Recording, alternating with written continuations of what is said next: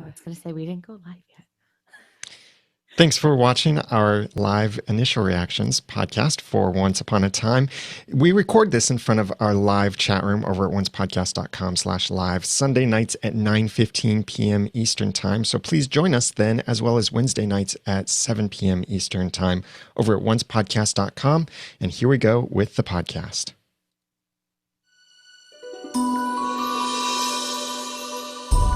You're listening to Once, episode 234, Devil's Due Initial Reactions.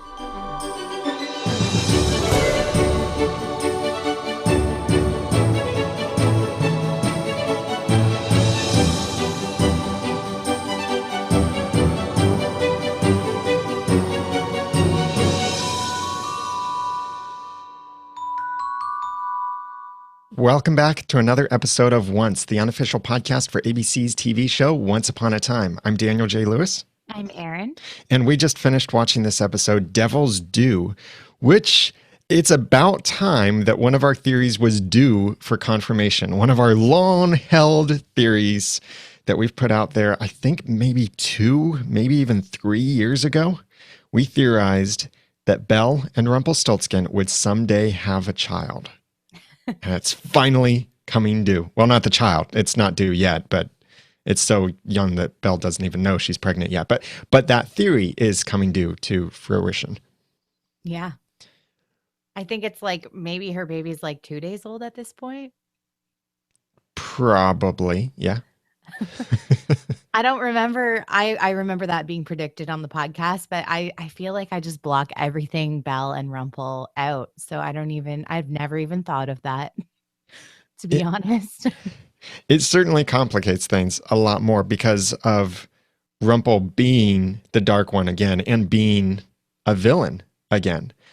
At first, when Hades was saying, "You hid something from me," I was thinking, yes, hesitant cheer. Maybe he saved Mila instead of sent her into the Lost Souls lake. But Maybe. No, that's not what he was hiding. He had his game face on for that scene, so I was pretty sure Mila was a goner, which was unfortunate because it's the first time I ever liked Mila. I was looking forward to a Rumple, or I was looking forward to a Hook and Mila reunion. Just with Emma on the side would have made things super awkward. Well, yeah, as if it wasn't already awkward. They verbalized exactly what we've been talking about. You are with my husband now, and you were with my son before. Well, not husband, but you know. Yeah, we got it. Yeah. I mean, it is weird, but it's not like any of them are related. Right. Yeah. And there's the whole lack of aging and hundreds of years apart thing. And Neverland, Neverland just kind of is the reset button for some people. But speaking of reset button, a horse was Regina's reset. Yeah, I was at first when that horse was there, I was like, is that the horse? Because she killed a horse as her, thing she loves most. Right. In I that wondered if that episode. was the one. But I don't remember ever seeing an orange horse. So I don't know if it was just that she needed to show mercy to get her powers back, or it didn't make a lot of sense to me, but I'm glad she's, able to make the fireballs now. Yeah. She's back. I think it is related to mercy. Like what she was maybe trying to do when she was trying to use her magic before was using the angry side of her magic.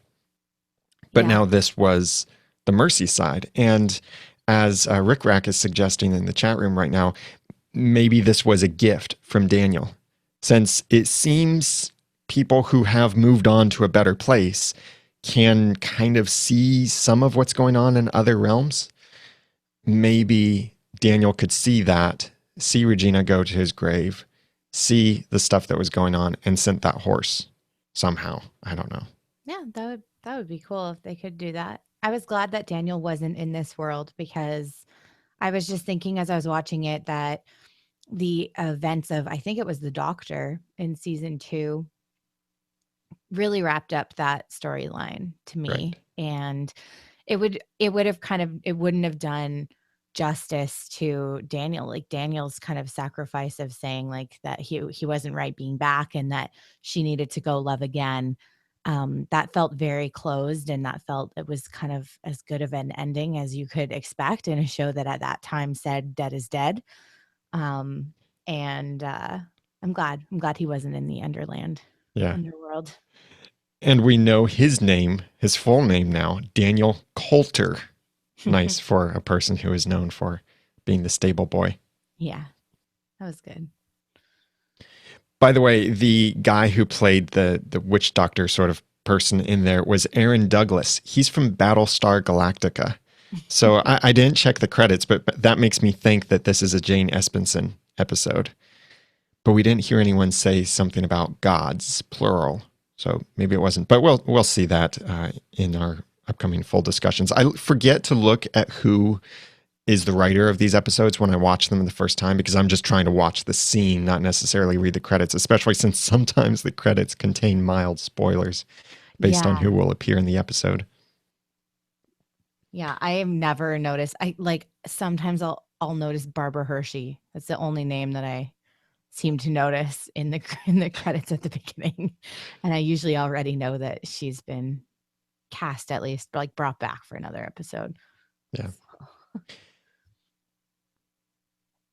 I was wondering about the river, and I guess it kind of got the very first note that I made from tonight is who predictions on who's going to get shoved into the river. And I was thinking that it might not be tonight, it might be in the future, and I guess somebody else still could, because I could imagine that being the next mission, trying to find the memory or the lost soul of whoever gets shoved in the river. And my prediction was Henry, but I misunderstood at that time what the river did. I thought it just made the person completely forget who they were, not that they actually got sucked into the river and had to stay there. So you think that Mila is stuck in that river and lost, or do you think that she was enabled to move on? I think well, Hades said that if you touched the river, you would be lost forever, I think. So my impression of that at the time was that Hook would just lose himself, Hmm. not that he would physically be lost, but that his memory would be lost, very Storybrooke style. Um, so then I just thought it would be Henry's turn to be the one that everybody had to try and save. He hasn't had a turn at that for a while. So, Yeah. but then, yeah, when Mila got pushed in, that's not really what happened. I was expecting just her memory to escape her, Hmm. not her just be stuck in the river. When we do our upcoming full discussion, Jacqueline will probably have some great insight on what the river. Jacqueline will probably have some great insight on what the River of Lost Souls is about from Greek mythology, since she's our Greek mythology expert. And Yeah. actually, someone I saw recently tweeted or shared on Facebook, it was Jack who writes our show notes. She shared the episode on Facebook and she said, I learned more about Greek mythology from Jacqueline in the podcast than I ever learned from my teachers. So there we go, educating you on Greek mythology. But you know what prevents us from falling into the river of lost souls? It's you, our kind heroes, who you don't reach in, you save us from falling into the river of lost souls. You go out to oncepodcast.com/hero and support the podcast, and we could not do this podcast without you. Without you, we would fall into the river of lost souls, and this podcast would become lost for forever. And Very ever. dramatic pause. So, for this episode, I want to thank Lisa Slack, David Newland, and DJ Firewolf. You hear these names very frequently as they are regular contributors. And we now have 28 heroes on Patreon. Special thanks to Andrew Pendleton, our new hero. Welcome to the League of Heroes for Once Podcast. Thank you very much for your kind support. You keep each episode going, episode after episode, and we're very grateful for that. We've been able to recently change the way the live page works. So instead of the live page being on some other site, our oncepodcast.com/live is actually on oncepodcast.com. So we're very grateful for your support. It enables us to do things like that and keep the community running and be able to fix problems as they come up or to do other cool things. Like we're going to have a Once Upon a Time finale party, season finale party in the greater Cincinnati area at the end of season 5. So we're really looking forward to that. Details will be coming soon on that. But already I'm thinking we got to get the biggest TV possible, probably like a 70-inch, a great sound system, some really comfortable seating, a nice, cozy place to enjoy watching the show. And supporting the podcast helps us do things like that. But it's not only about those few who can come, but it's about bringing these details to you episode after episode, the sound clips, the screenshots. We could not do that without your support. So when you support, even if it's as little as $1 per month, that helps us cover those expenses to bring this information to you. We couldn't do this without you. So thank you for saving us from the river of lost souls. Now, if you haven't had that opportunity to be a hero to the podcast, then please go to oncepodcast.com/hero to see your options there. I really recommend that you consider signing up as a regular ongoing hero, and that's through Patreon. And you can give as little as $1 per month or more than that. Do whatever you're comfortable with, and we'd really appreciate that. That's at oncepodcast.com/hero. And thank you for your support. I was, let me say that again. I'm going to go back to the baby thought because there was something else in this episode that stood out to me about a baby. Not Belle's baby, but inside of Emma's house, there was baby stuff. Now, yes, I know it was Emma's baby mobile that was hanging up there. Okay, that's understandable, sure. But below it was a baby bed. But I think that was Emma's baby bed, wasn't it? Okay, well that could make sense if it was Emma's baby bed. So I had noticed that because I love that that just it's been kind of iconic through the series, just with regards to Emma's journey. And they were going into what is now Emma's house. And I had written down, was that all there because she was supposed to die as an infant? Because Regina was storming the palace to kill Emma Yeah. in the pilot because she knew that Emma was going to be the one to break the curse. So I was wondering if Emma was supposed to die and that's why her stuff is there. But that stuff is really in the Enchanted Forest still in present day, as far as we know. So it's very interesting. Well, no, because the mobile, we have seen that in Gold's shop back in season 1. That was one of the things that David was looking at before he looked at the windmill, which then made him become Storybook David and forget his confusing fairy tale background. Didn't we also see it in season 2 when Emma and Snow went to get the rest of the magical wardrobe? And Emma, they had that very heart to heart conversation about Emma realizing the sacrifice Snow had made. And I don't think the mobile was there. If it oh, okay. was, then that's an early continuity problem. The But I crib think was the there, crib, though. yeah, was Yeah. definitely there. Maybe a broken piece of the mobile? I don't Maybe. know. I could see that. That would be easy enough. Yeah, that'd be something to go back and check. I believe that was the episode Lady of the Lake, but Jacqueline probably knows that because she's now the walking Once Upon a Time dictionary. Hashtag hire the nerd. I would say that's pretty accurate. I can't remember season 2 episode names anymore, but now that you say that, I would say that's true. Yeah. So Hades wants Rumpel to be his lackey and continue sending people down to the underworld. And Rumpel's gone along with it. So Rumpel has made this deal. There's got to be a loophole somewhere, but then Hades found a loophole again. It's going to be like just loophole after loophole after loophole. Well, if you think about it, Hades has been watching Rumpel work for a very long time. So if Yeah. anyone's going to find a loophole with Rumpel, it's going to be him. But it's there's a lot of deals happening and everybody in this show knows by now the deals are not good, especially deals with Rumpel or evil people. Yeah. And that seemed more of a threat from Hades that I'll come take your baby anytime I want to than that he's going to. I think that if Hades could come and take souls, he wouldn't want Rumple back in Storybrooke killing people so True. desperately. But I guess if it's in the contract, then I was like, who says you can sign a contract over to someone else? That's a loophole. Yeah. Yeah. Well, that has happened before. Remember, it was Cinderella who used the magic that we discovered later was squid ink, but in the quill. And then it was the Prince Thomas who said, if there's a price to pay, I'll pay it. And he did pay that price. Yeah.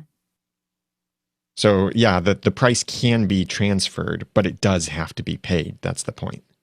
No, but I mean, they transferred the receiver of the price in this episode. Instead of Right. that Yeah. guy, Tattoo Face, getting it, now Hades is somehow entitled to the second born child.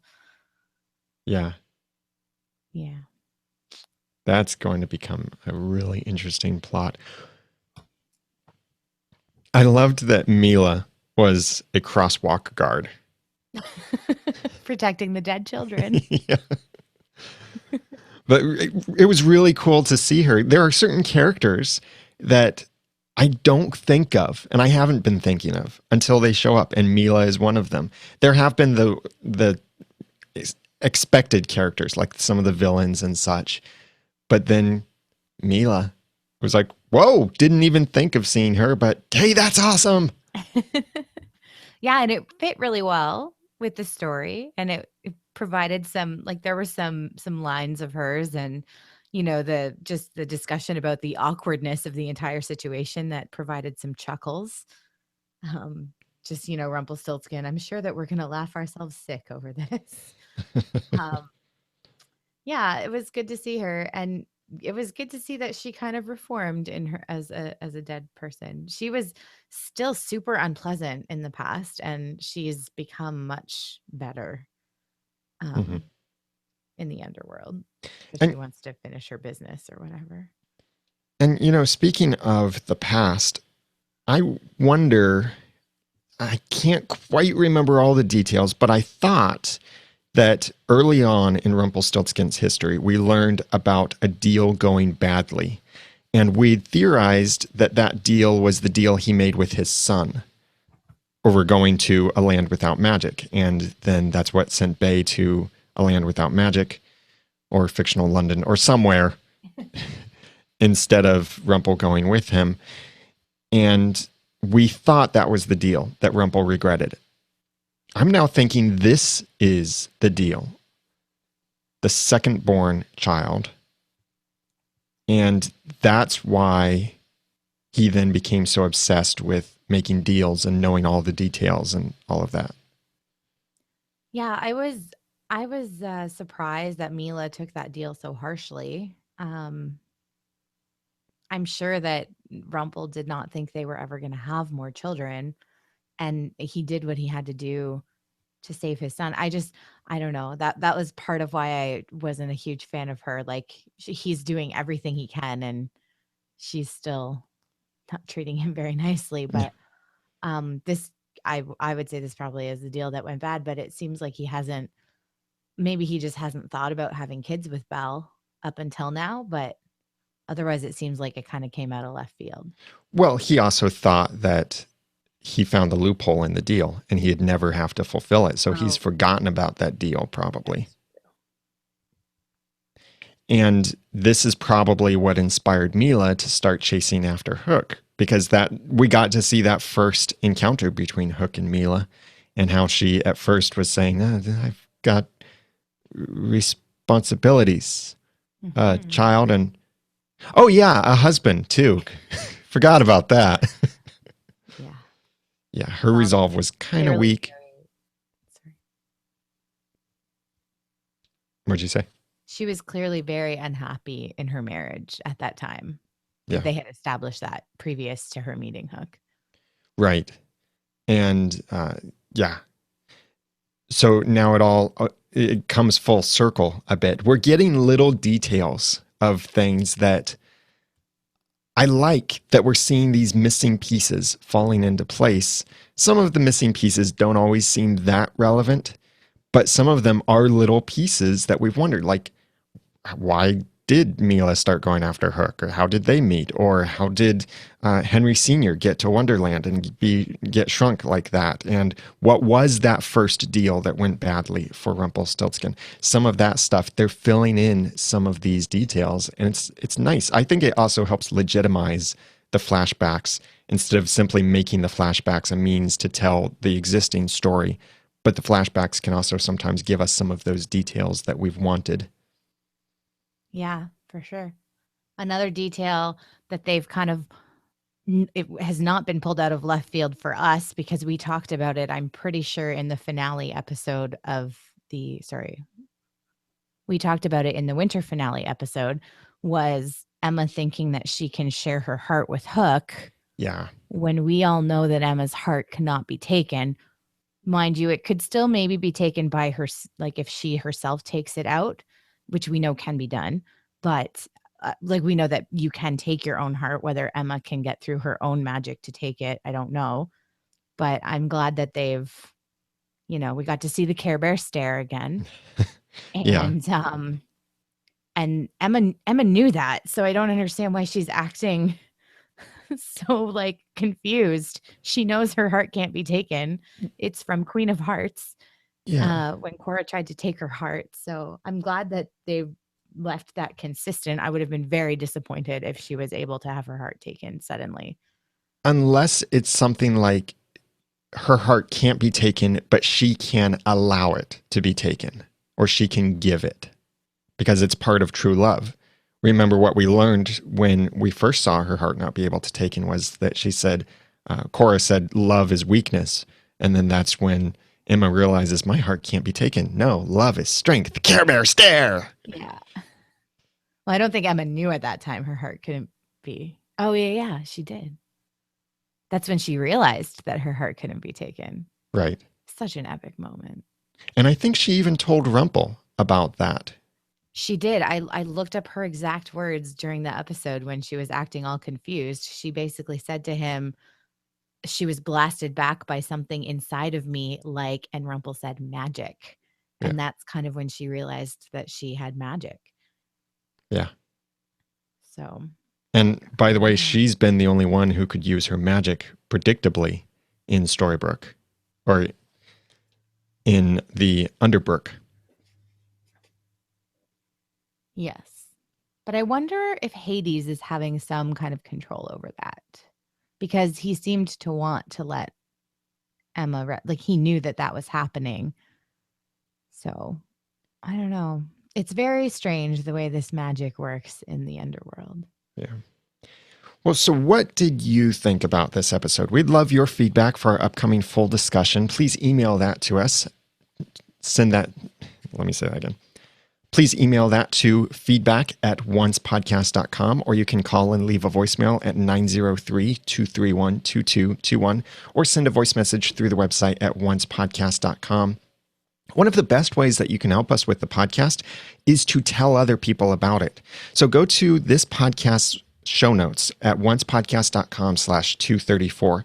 Click on the sharing buttons there to share it to Facebook, Twitter, Google+, Pinterest, Stumble Upon, Reddit. Share it with your family and friends. Share it with the world. This is meant to be shared, and that's a great way to support the podcast. That's at oncepodcast.com/234. That also has all of our feedback information there in case you didn't catch that we mentioned it. And we'd love to include your feedback in our upcoming full discussion, which we do on Wednesdays at 7 p.m. Eastern Time at oncepodcast.com/live. Please connect with us on Twitter at Once Podcast, and I'm Daniel J. Lewis on Twitter at The Ramen Noodle. I'm Erin, and I'm on Twitter at... Were you going to say Fleegon? Yeah. That's PHLEGON.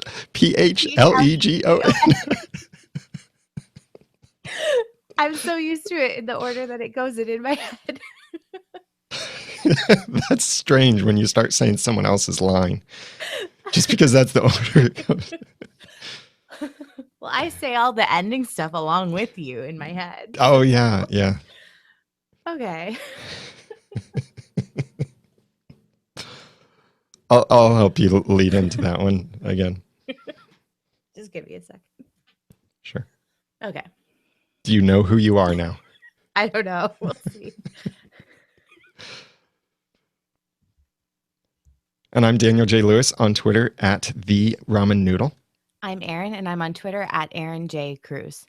You'll be hearing from the rest of our crew, Jeremy, Jacqueline, and Hunter, in our upcoming full discussions, so we're looking forward to that. And until next time, I'm not angry, I'm disappointed. On second thought, I'm angry. But thanks for listening.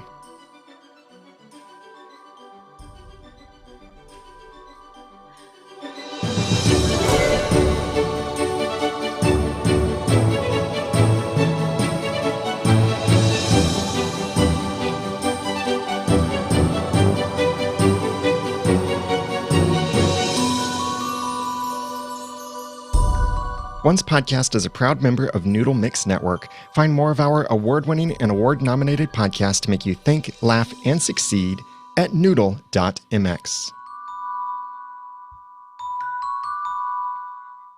Big thanks to our heroes for supporting this episode of Once Podcast. If you would like to be one of them and keep the podcast going, then please go to oncepodcast.com/hero. And thank you for your support.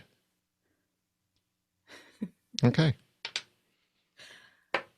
All right. Someone did just point out in the chat room that there was a continuity error even with Emma's heart not being taken because Cora's hand actually got all the way into her chest. Right. And she tried to pull it out. Yeah. But her magic has evolved since then. So, but the reason in this episode that Regina couldn't even reach into the chest was because of Emma's being forced to stay. Well, see, that's what confused me because that's what they were saying. But it makes sense, I guess. But how can he just force them to stay? Like, how can he? I don't know. He has blue hair. That's how. That's the part that I was so frustrated about because I was like, were you there for Queen of Hearts, guys? Like, her heart can't be taken because her heart can't be taken. Regina should try to take Snow White's heart just to see if she has the Care Bear stare power. Let me try and calibrate this on you. Because they could split anybody's heart. Yeah. I mean, that would be really weird if they split somebody else's heart with him, but because magic, that's why. That's what someone just said. Okay. I had a thought. I can put it in your notes for Wednesday, maybe, about, it actually doesn't have anything to do with this episode specifically, just with kind of philosophical discussion about why Storybrooke is the underworld. Oh, okay. Cool. Yeah, so this was episode 234. Okay. You can stop your recording. Oh, yeah. We're still recording. Well, John has some good bloopers for now. Yeah. I should have just kept going. We are. I'm fully gone. We are getting back to sharing the bloopers on not Pinterest, but Patreon. Okay. So like we had some bloopers from Wednesday's episode, and I shared those on Patreon, and now my executive assistant Jenny will be posting stuff to Patreon too. So all of our heroes on Patreon will get to see that stuff, like including getting the spoilers early, and that's cool. They get we post the YouTube videos there very quickly so they can see the unedited raw version also before the podcast episode publishes, as well as publishing the spoilers for them. That's very cool.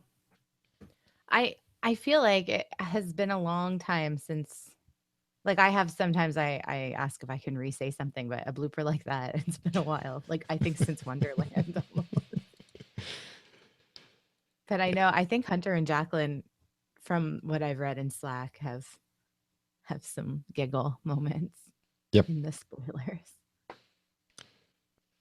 All right, everybody. Thank you for joining us for the podcast.